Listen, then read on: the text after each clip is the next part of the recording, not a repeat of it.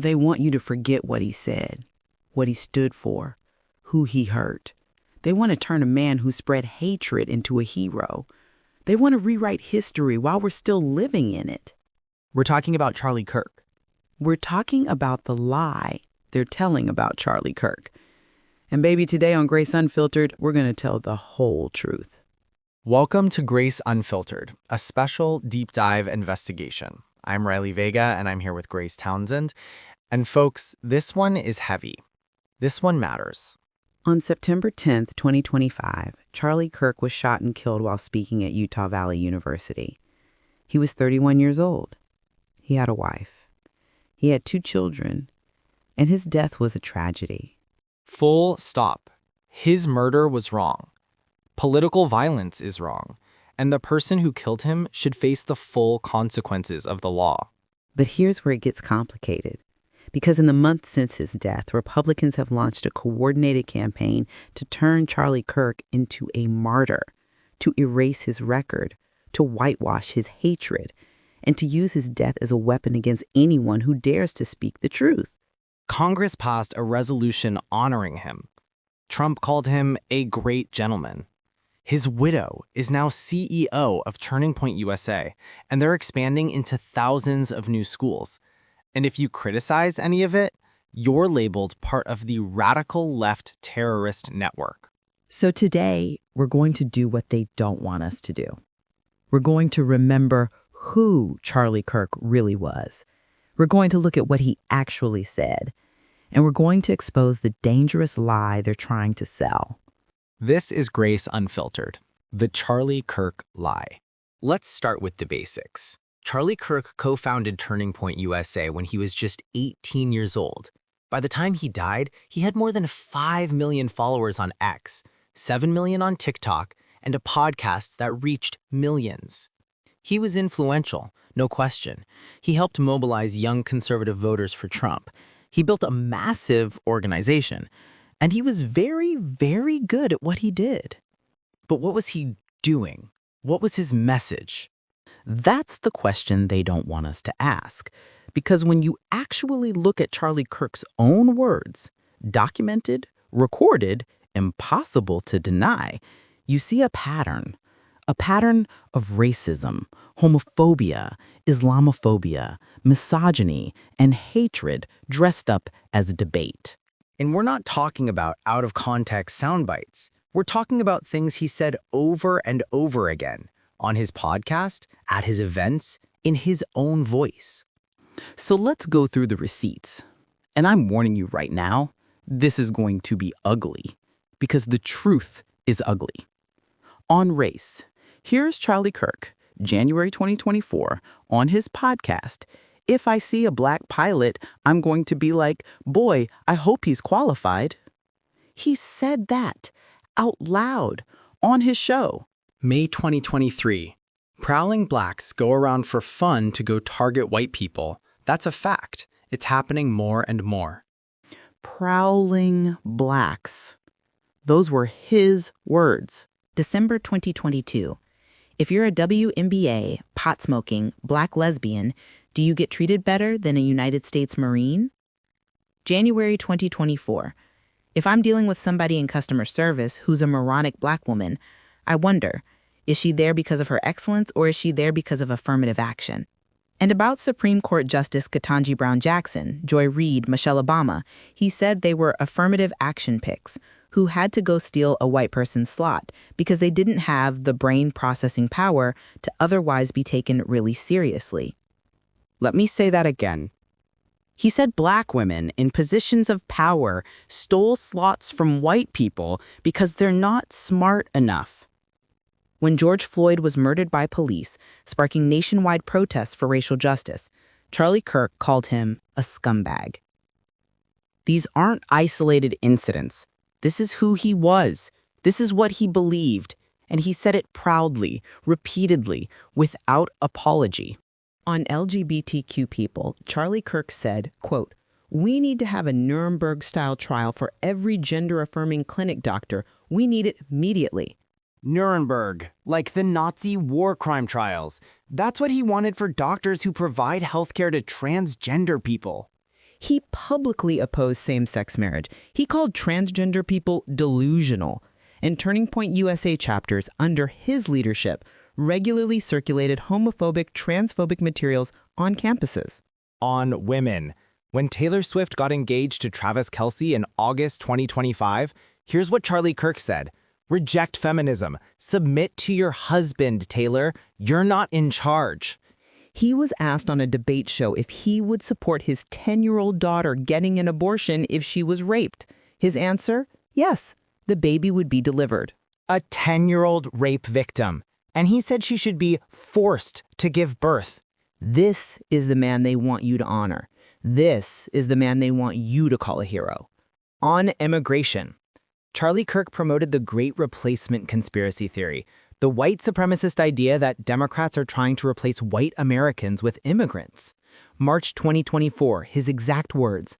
The Great Replacement strategy, which is well underway every single day at our southern border, is a strategy to replace white rural America with something different. He also said, the American Democrat Party hates this country. They want to see it collapse. They love it when America becomes less white. And on Islam. April 2025. Large dedicated Islamic areas are a threat to America. June 2025. Islam is not compatible with Western civilization. And 2 days before he was killed, September 8, 2025, Charlie Kirk posted on social media, Islam is the sword the left is using to slit the throat of America. These are his words, documented, recorded, undeniable. Now let's talk about what Charlie Kirk built. Because Turning Point USA wasn't just a debate club.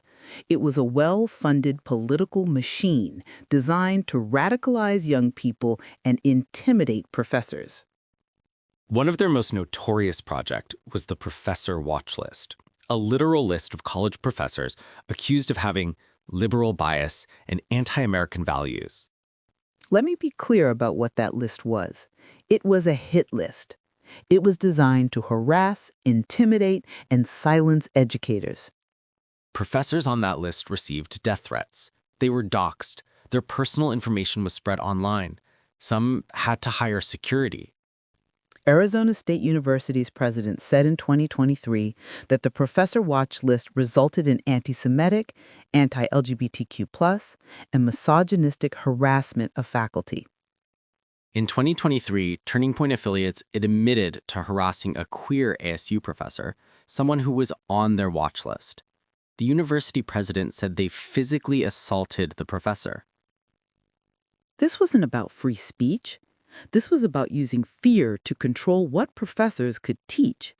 It was McCarthyism with a website. And Turning Point USA chapters on campuses, they've been repeatedly involved in racist incidents. At multiple universities, TPUSA chapters have been denied recognition because of problematic occurrences of systemic racism and documented incidents of racist, homophobic, and transphobic speech. In 2019, a TPUSA chapter president was caught on video declaring white power. Turning Point booted him, but only after the video went viral. The Southern Poverty Law Center documented Turning Point USA's pattern of boosting their numbers with racists. The American Association of University Professors warned that members affiliated with TPUSA have regularly engaged in racist, homophobic, and transphobic speech while on campus. This is the organization Charlie Kirk built. This is his legacy. So let's fast forward to September 10th, 2025. Charlie Kirk is speaking at Utah Valley University in Orem, Utah, standing under a sign that says, "Prove me wrong," his signature debate format. He's answering questions from students. The event is being live-streamed. Thousands are watching. And then, at 7:43 p.m. Mountain Time, a single gunshot rings out. Charlie Kirk falls. The crowd screams. Chaos.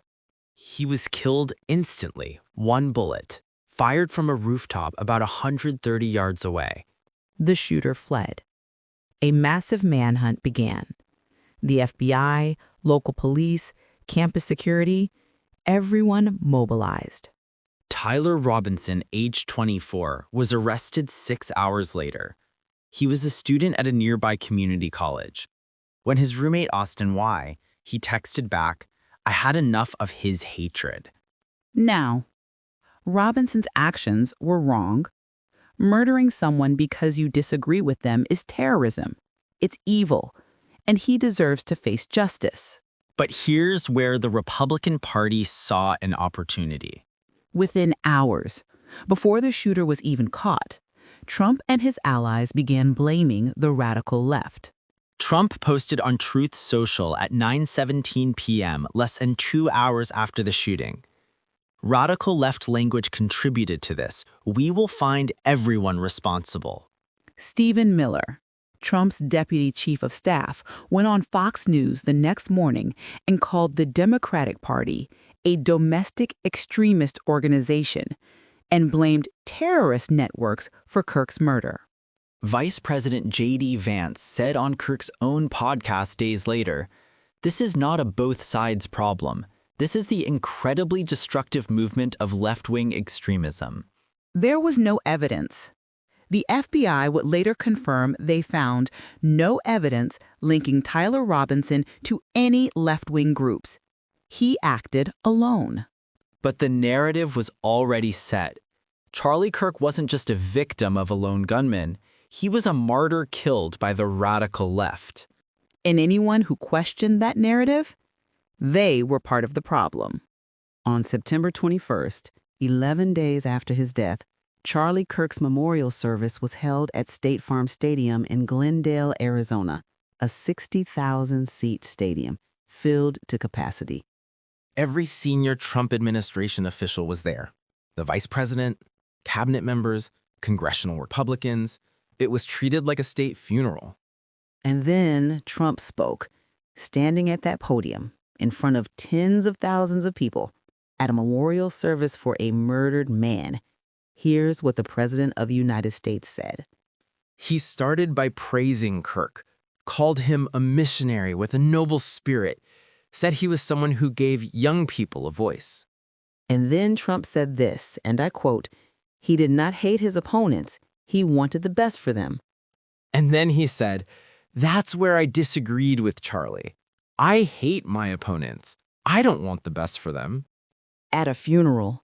He said that at a funeral. Charlie Kirk's widow is sitting right there. His 2 children, his family, his friends, and Trump uses that moment to declare his hatred for half the country. But here's where it gets even more powerful, because Erika Kirk spoke right after Trump, and she said something completely different. She walked up to that podium, grieving, heartbroken, and she said, "On the cross, our Savior said, 'Father, forgive them, for they know not what they do.' That man, that young man, I forgive you. I forgive you because it's what Christ did, and it's what Charlie would do." Then she said, "The answer to hate is not hate. The answer we know from the gospel is love." Do you hear what she did there? Trump just said, "I hate my opponents." And Erika Kirk, in her grief, said the answer to hate is not hate. She contradicted the President of the United States at her husband's funeral in front of 60,000 people. Whether she meant to or not, she called out the lie. She said, "This is not what my husband would want. This is not the answer." Those words were beautiful. They were grace-filled. They were Christ-like. But within 72 hours, Erika Kirk was named CEO of Turning Point USA, and the organization announced it had received tens of thousands of requests to create new chapters. So forgiveness and love were the message at the funeral, but power and expansion became the mission immediately after. And that tells you everything. They used her grief, they used her faith, and they turned it into a political weapon. 9 days after Kirk's death, Republicans in Congress introduced a resolution to honor his life and legacy. House Resolution 719, 5 pages long, introduced by Speaker Mike Johnson and co-sponsored by 165 Republicans. Not a single Democrat co-sponsored it.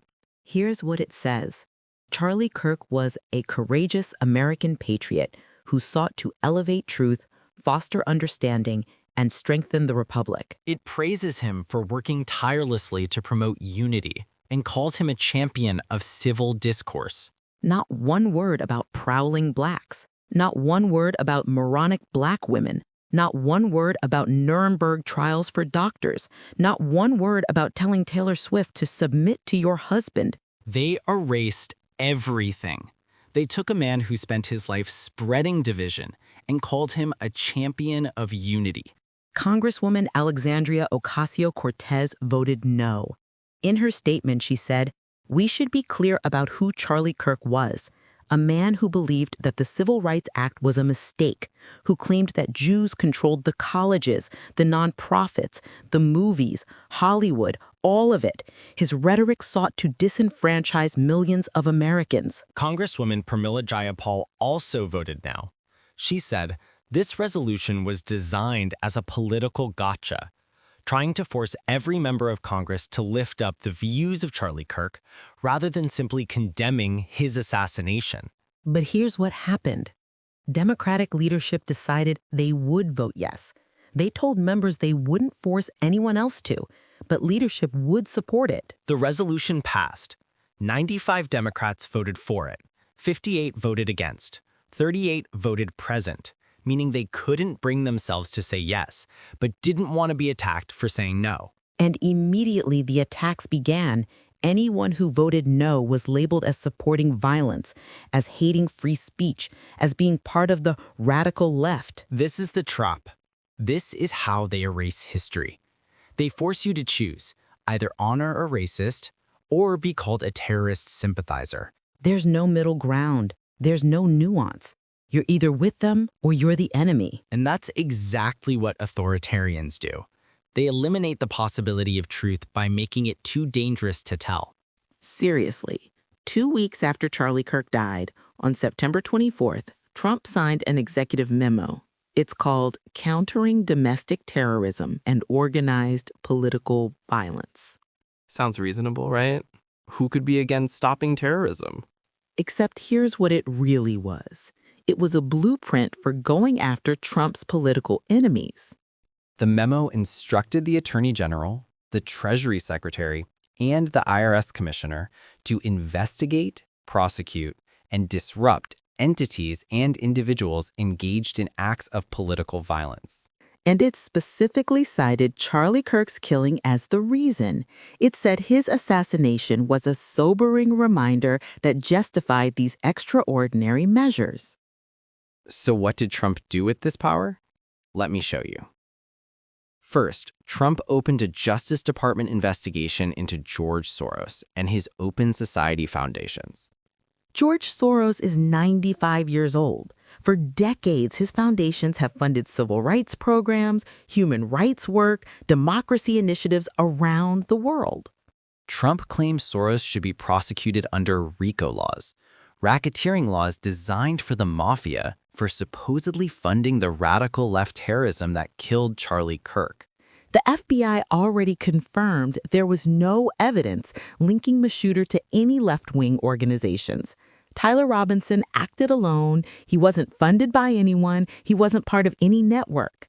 But Trump didn't care about evidence. He saw an opportunity to go after one of the biggest funders of progressive causes in America. Then there's New York Attorney General Letitia James. She's the one who successfully sued Trump for inflating his real estate values. She won. Trump had to pay $354 million in penalties. So what did Trump do? He had his hand-picked prosecutor in Virginia bring criminal charges against her. Bank fraud and false statements. But here's the problem. Veteran federal prosecutors who'd been working those cases said the evidence was too weak to charge. Trump forced them out, replaced them with a 29-year-old prosecutor fresh out of law school. And that prosecutor filed the charges anyway. On October 9th, Letitia James was indicted. She called it baseless and accused Trump of weaponizing the justice system. And she's right. This is textbook authoritarianism. You successfully prosecute the leader, the leader prosecutes you back. The night after Kirk died, Kimmel made a joke on his late-night show. It was tasteless. It was inappropriate. But it was speech.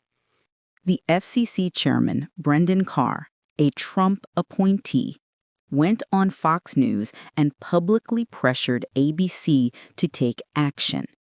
He said Kimmel's comments crossed a line and hinted that ABC could face regulatory consequences. ABC suspended Kimmel indefinitely, took his show off the air. He hasn't been back since. Legal experts have a name for this: jawboning. It's when government officials use the threat of regulatory action to force private companies to censor speech. It's unconstitutional. The First Amendment exists specifically to prevent this. Meanwhile, Turning Point USA is expanding at an unprecedented rate. In Oklahoma, State Superintendent Ryan Walters announced that TPUSA chapters will be established in every public high school in the state. Every single one, mandatory, whether students want it, whether parents want it, whether teachers want it.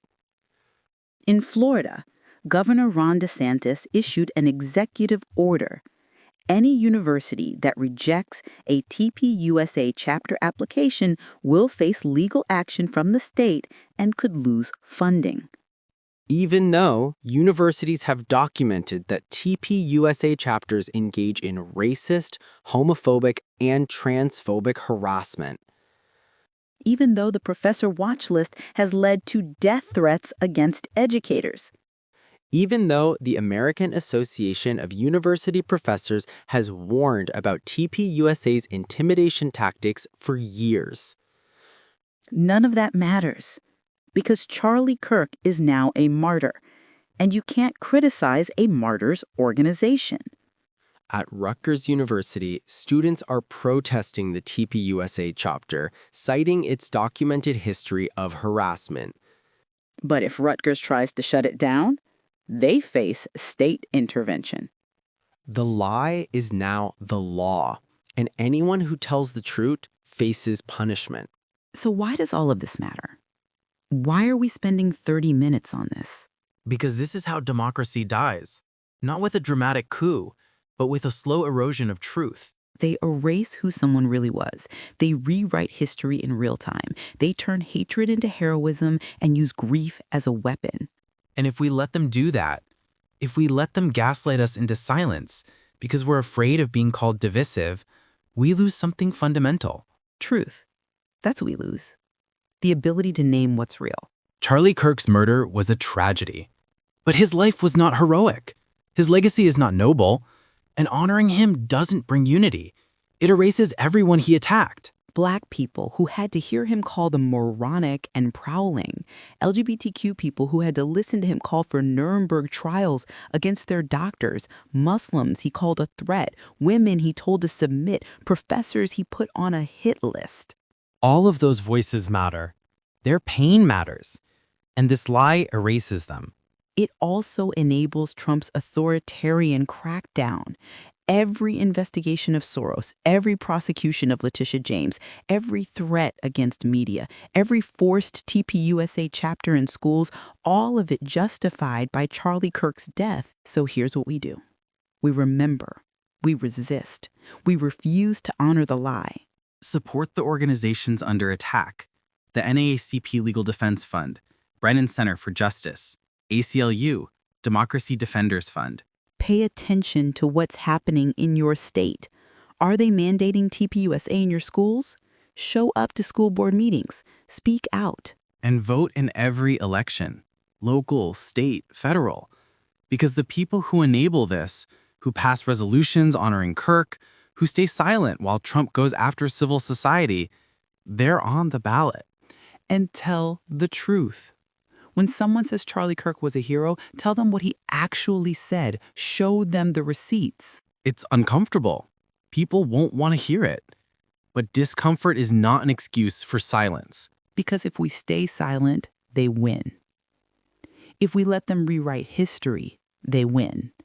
If we honor a lie because it's easier than facing the truth, they win. And we can't let that happen. You know, I keep thinking about James Baldwin. He said, "Not everything that is faced can be changed, but nothing can be changed until it is faced." Charlie Kirk is dead. That's a fact. And his death was wrong. No one should be murdered for their beliefs, no matter how hateful those beliefs are. But who he was in life, that's also a fact. And we have to face that too. Because if we don't, if we let them turn hatred into heroism, if we let them use his death to attack everyone who believes in justice, then we become complicit. I refuse to be complicit. I refuse to stay silent because it's uncomfortable. I refuse to let them rewrite history while I'm still here to tell the truth. And you shouldn't either. They want us to forget, but we remember. They want us to be quiet, but we speak. They want us to honor a lie, but we choose truth. Because that's what love looks like. Real love. The kind James Baldwin wrote about. The kind Dr. King marched for. The kind our ancestors died for. That love demands we face what's real, no matter how hard it is. So we remember Charlie Kirk for who he truly was. Not the sanitized version, not the martyr. The real person who said prowling blacks and called for Nuremberg trials and told women to submit. We remember the people he hurt, and we refuse to erase their pain. We resist the lie they're telling with facts, with receipts, with truth. And we refuse, absolutely refuse, to let them use his death to destroy the democracy we're fighting to save. Because democracy depends on truth. Justice depends on memory. And love depends on us having the courage to face both. This is our moment. This is our choice. We can let them gaslight us into silence, or we can stand up and say no. We will not forget. We will not be quiet. We will not honor the lie. So we choose truth. We choose memory. We choose love. And we keep fighting, because that's what grace looks like. That's what justice demands. And that's what this moment requires. Thank you for listening. Thank you for caring enough to hear the truth. Share this with someone who needs it. Talk about it. Don't let the lie go unchallenged. Stay informed, stay righteously angry, stay hopefully determined. We'll see you next time. Keep fighting. We're in this together. Because even in the mess, there's still light. And sometimes it looks like us.